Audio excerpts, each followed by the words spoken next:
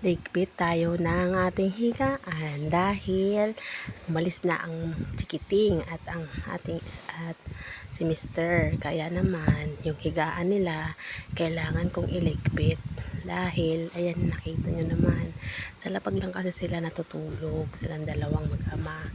Kami naman dyan sa kama, yung baby ko at ako dyan natutulog sa kama. Yung dalawang mag-ama, si Kuya Kayron at si Papa ay dyan sa lapag.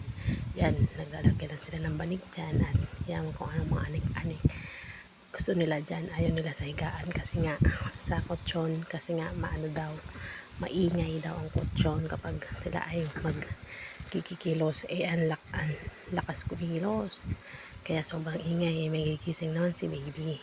Kaya naman, napagdesisyonan nila na dyan na humiga sa lapag. Tinatanggal ko lahat yan sa umaga.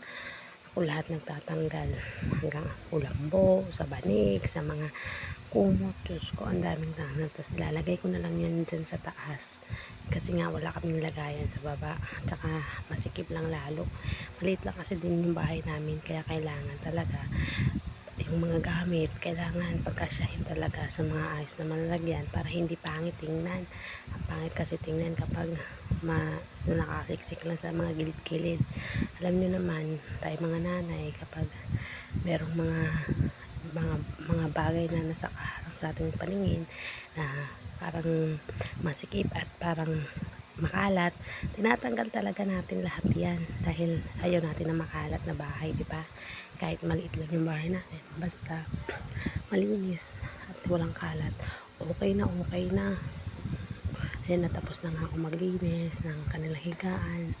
Pupunta man ako ngayon sa kusina para yun lang.